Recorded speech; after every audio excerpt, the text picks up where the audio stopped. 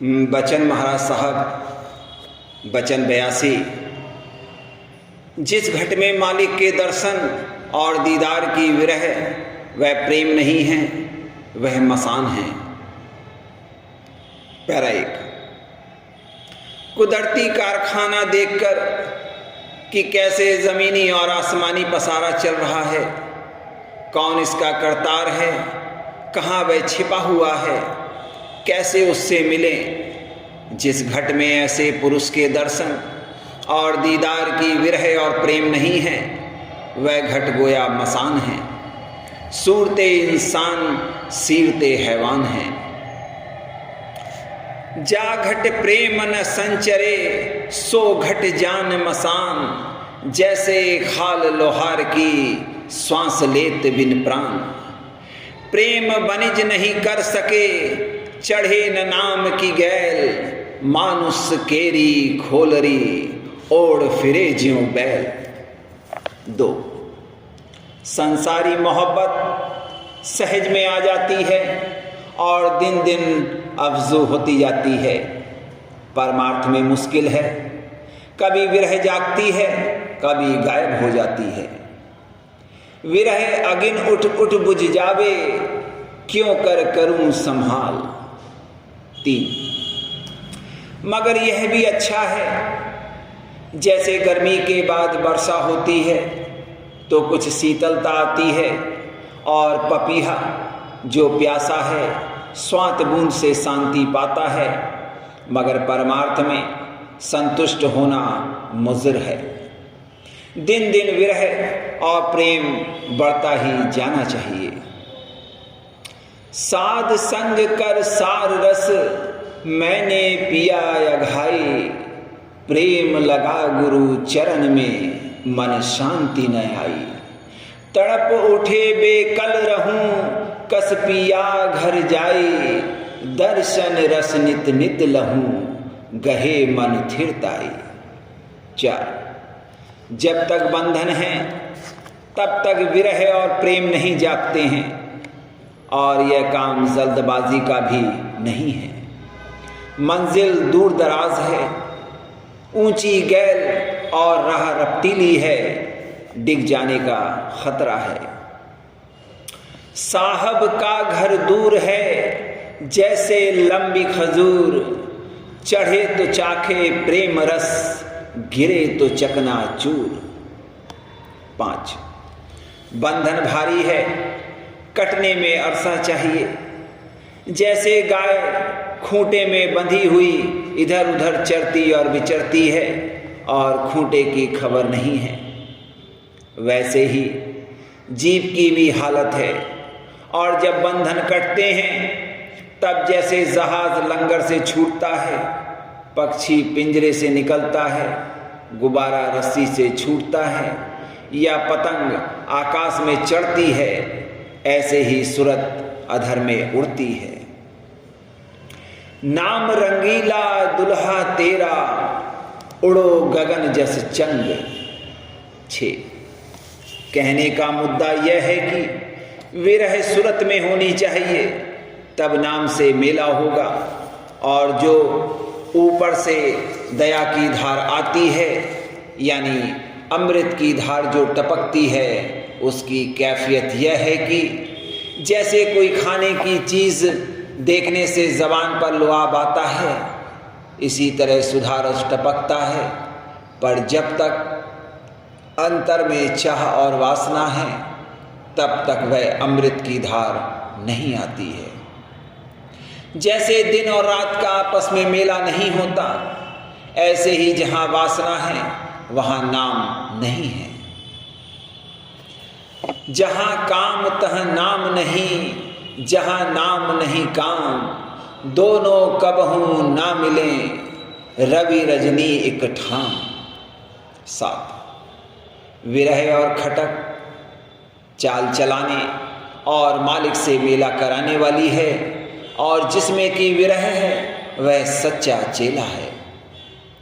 विरह अगिन चिनगी गुरु मेला, जो सुलगाए ले सोई चेला।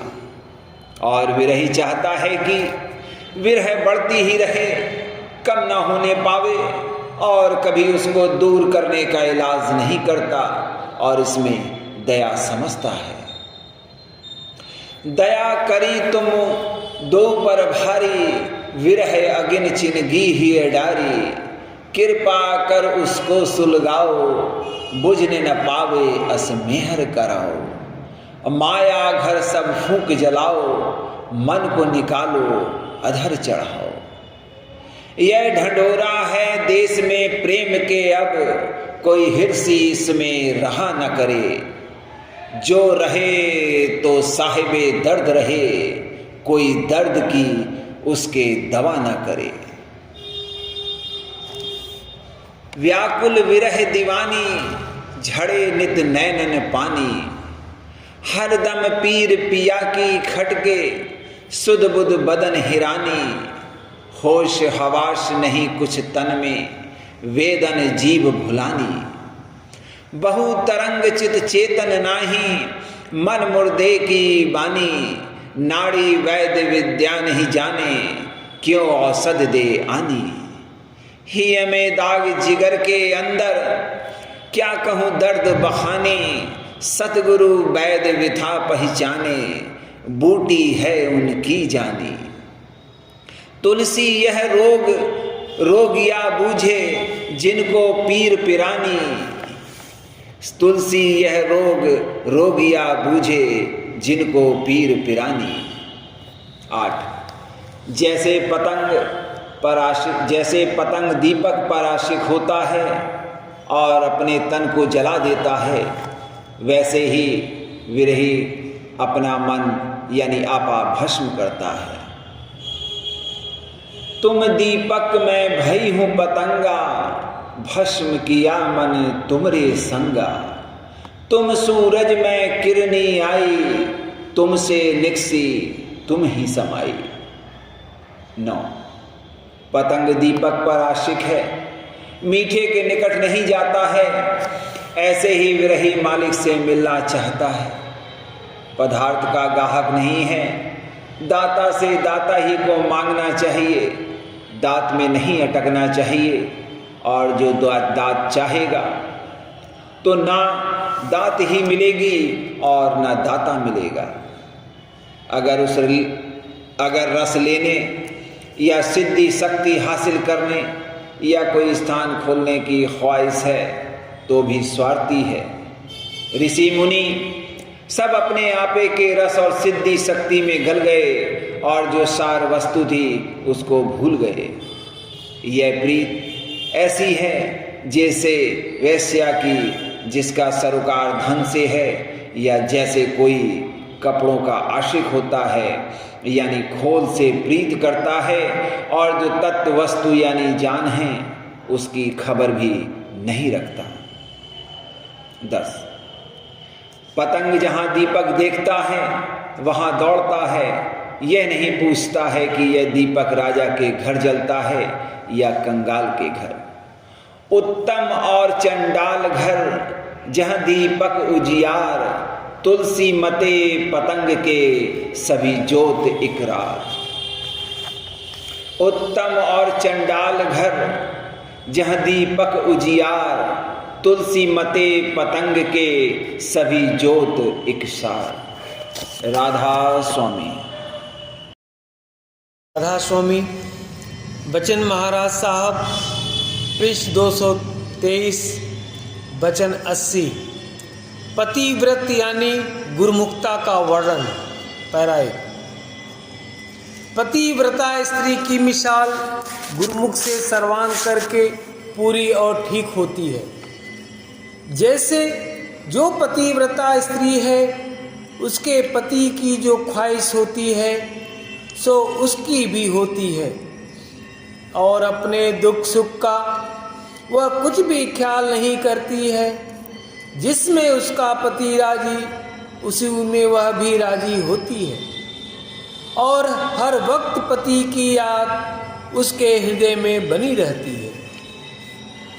ऐसे ही परमार्थ में जो गुरुमुख हैं, जो मालिक की मौज होती है वही उसकी भी ख्वाहिश होती है, और उसी में वह राजी रहता है। कभी दुख में घबराता नहीं, बल्कि अपने दुख सुख की खबर भी नहीं रखता और हर वक्त मालिक की याद में रहता है और उल्टी सुल्टी हालत में खुशी के साथ मौज से मुआफ़कत करता है। ऐसा नहीं कि लाचारी से मौज से मुआफ़कत करे और दिल में नापसंद हो। अगर ऐसा है तो उसका दूसरा दर्जा है। पैरा 2। अगर किसी स्त्री के पास जर जेवर हैं और हर तरह का उसको पति का सुख और आराम है, इसलिए वह पति के मर्जी पर चलती है और जब जरा सा उसमें फर्क पड़ा तब नाराज होती है, तो यह कोई पतिव्रत नहीं है।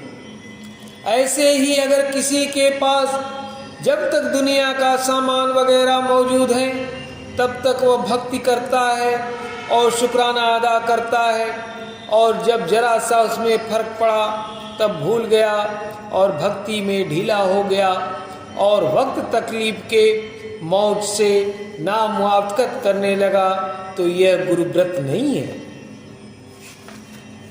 पैरा 3। जैसे पतिव्रता स्त्री अपने पति के घर में रहती है और जो कुछ सामान पति ने उसके लिए मौजूद किया है उसी में राजी रहती है, उसी तरह जो गुरुमुख है उसके लिए ये संसार गोया मालिक का घर है।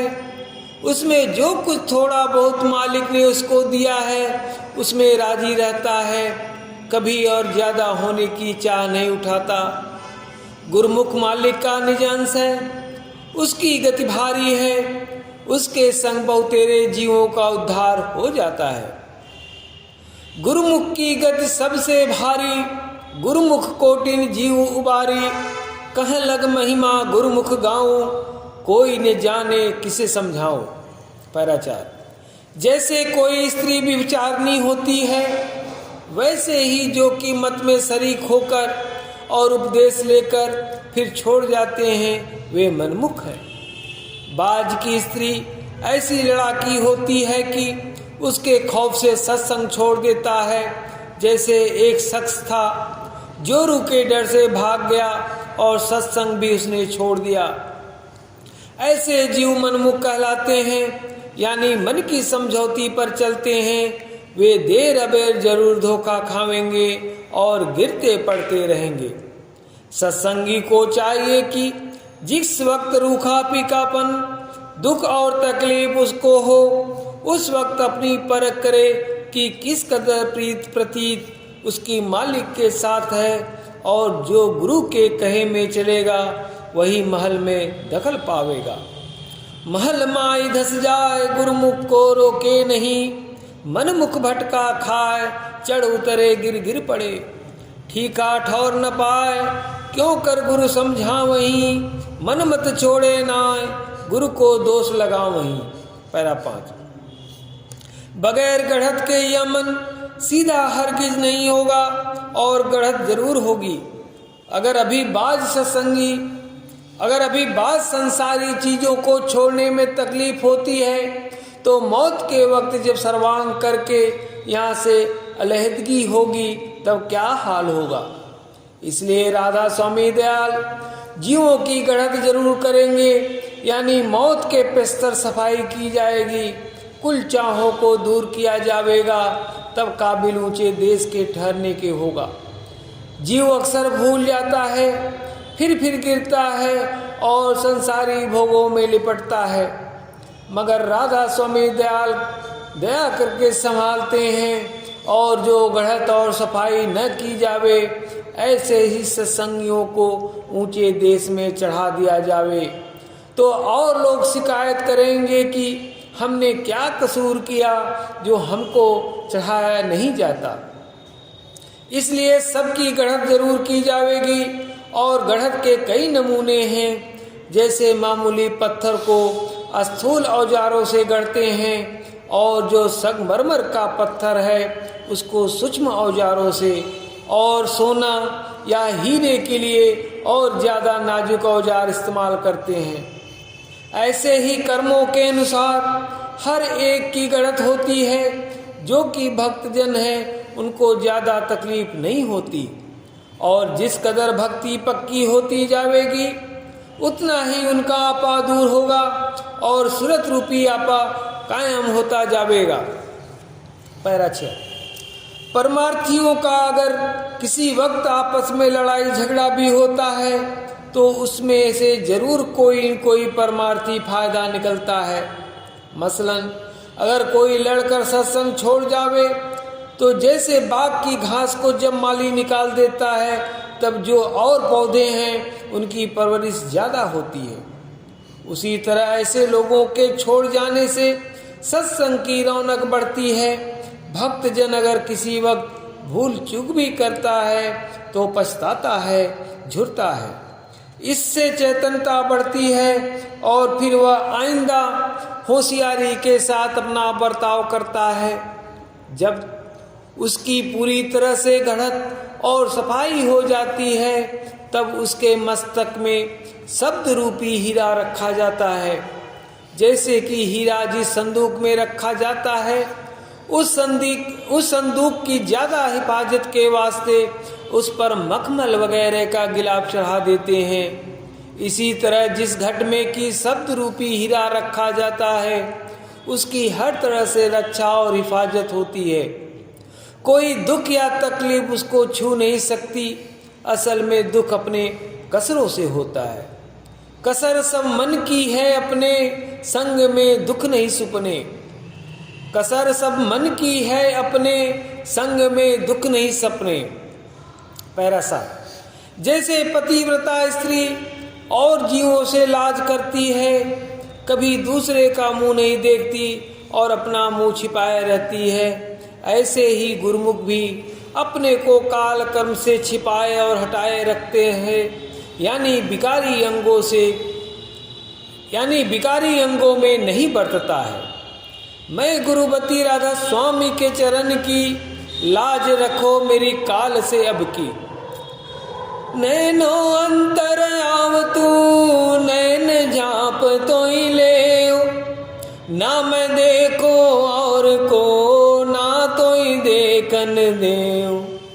पतिव्रता के एक तू तुझ बिन और न कोई, 8 पर निरखत रहे सोई सुहागिन होय। पतिव्रता पति को भजे पति भज धर विश्वास, आन दिशा चित वे नहीं सदा जो पिय की आस। और जो विचारण है यानी मन के विकारों में जिसका बर्ताव है उसकी बात दूसरी है।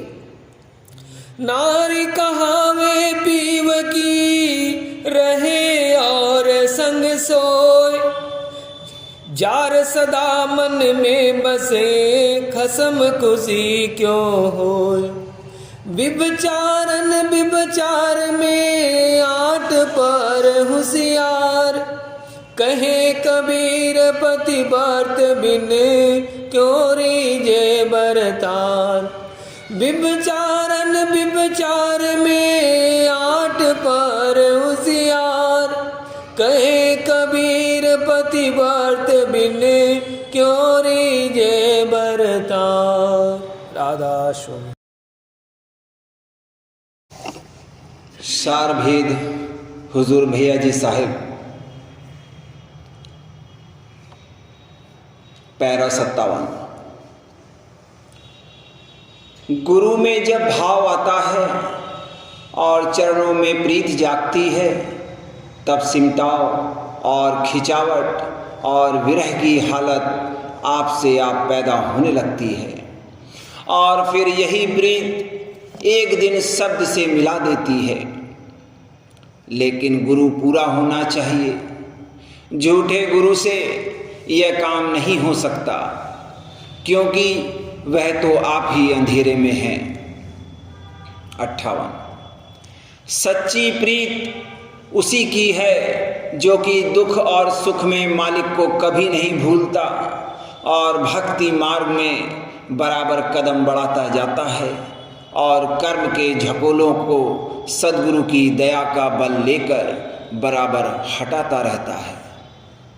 59। सूरत का निज घर परम पुरुष पूरनधनी राधा स्वामी दयाल का देश है और इसी को राधा स्वामी धाम कहते हैं और यही अकह और अपार है।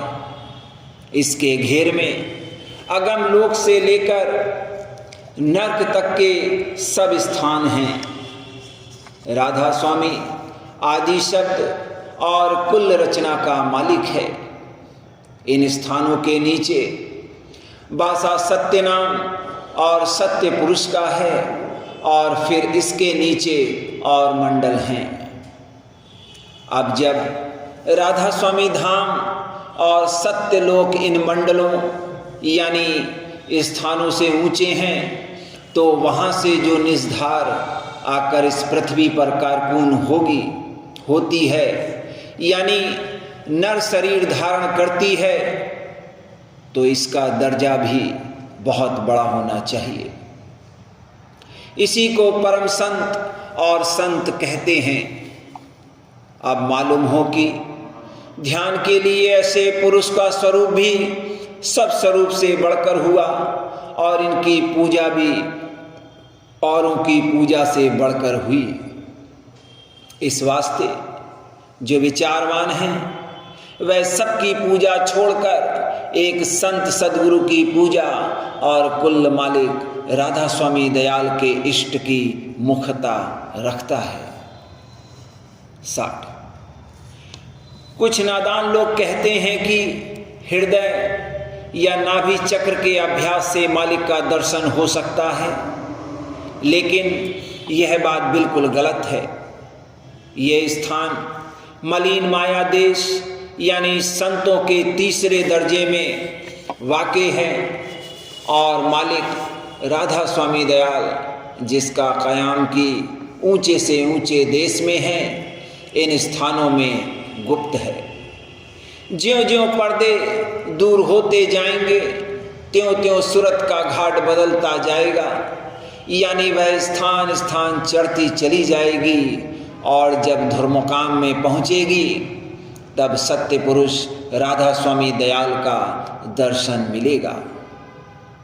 जैसे इन नेत्रों से हम थोड़ी दूर तक देख सकते हैं और प्रकाश भी जो नज़र में आता है वह निर्मल नहीं है, इसी प्रकार इन चक्रों द्वारा जो ज्ञान प्राप्त होता है वह सिर्फ थोड़ा सा है, इसलिए इनके बींधने से मालिक का दर्शन नहीं हो सकता। अलबत्ता थोड़ी सिद्धि शक्ति हासिल हो जाएगी, दयाल देश यानी निर्मल चैतन्य देश का सुख वगैरह भी प्राप्त नहीं हो सकेगा और ना तो वहाँ का भेद भी मालूम हो सकेगा।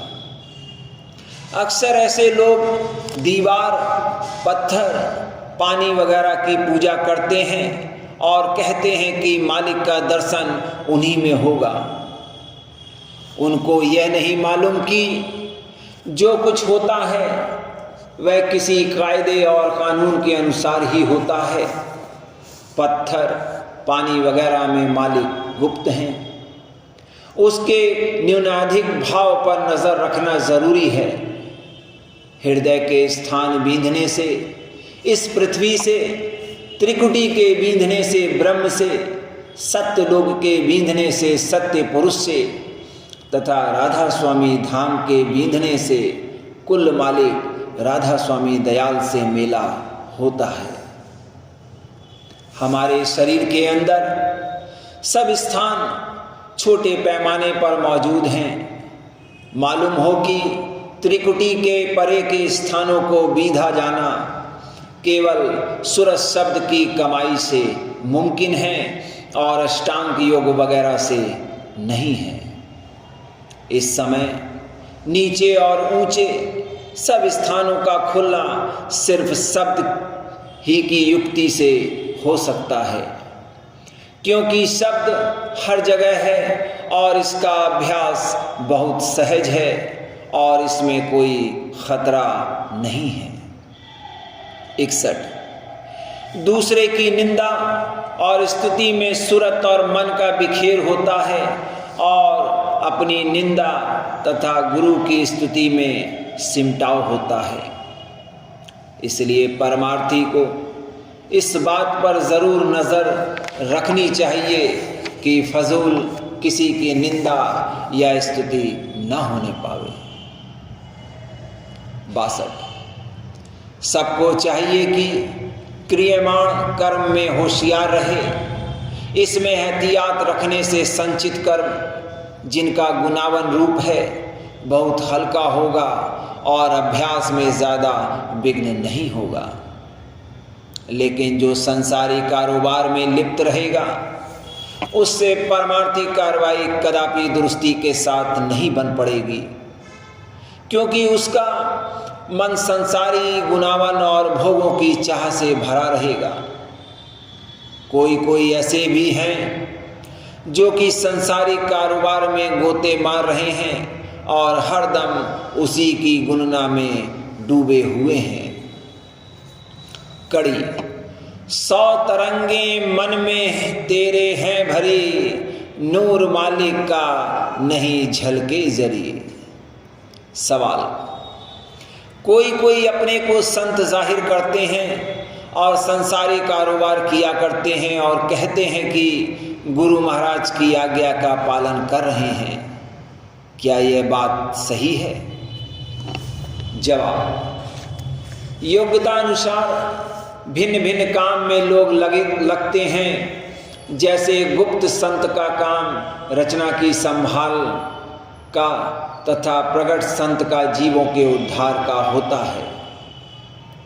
पंडित और मौलवी तथा सत्संगी वगैरह अपने अपने मत को संसारी कारोबार के साथ फैला सकते हैं, लेकिन उद्धार का काम साथ निर्मलता के नहीं कर सकते, क्योंकि इनमें बहुत साधारण शक्ति है, अर्थात इनका घाट बहुत नीचा होता है। गुरु महाराज ने यह कभी नहीं कहा था कि संत सद्गुरु संसारी कारोबार में इस कदर धूमधाम मचावें, और गुरु महाराज का तो कोई गुरुमुखी पुरुष चोले में नहीं था। वैसे तो बहुत से लोग अपने को पूरा गुरुमुख जाहिर करते हैं।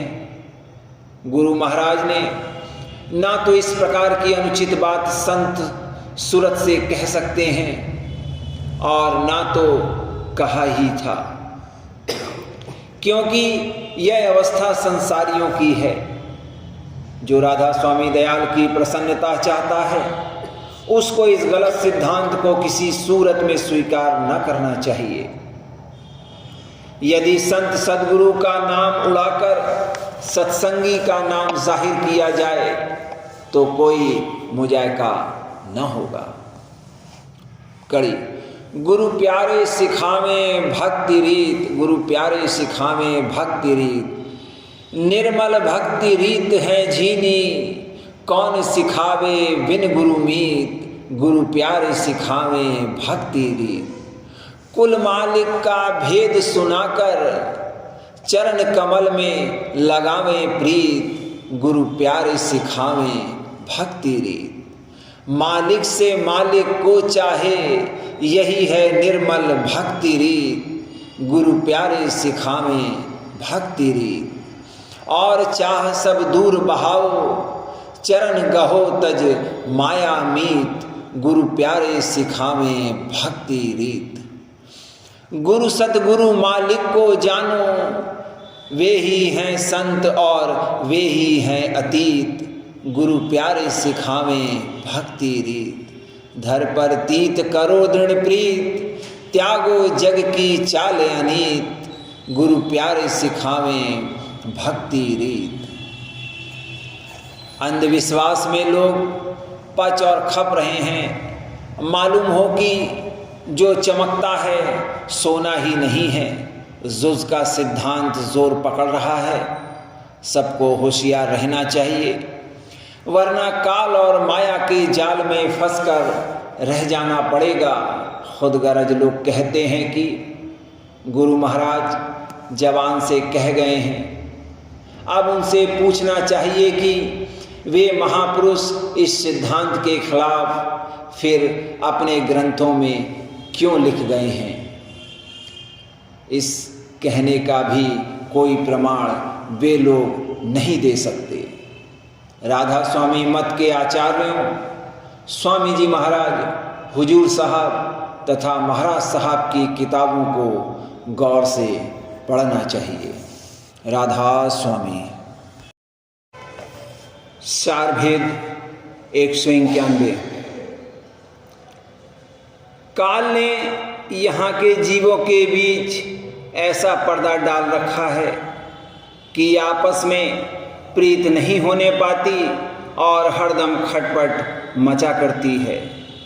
संत फरमाते हैं कि इस माया देश को छोड़कर निर्मल चैतन्य देश, जहाँ पर माया का पर्दा नहीं है, चलो और हमेशा के लिए सुखी हो जाओ।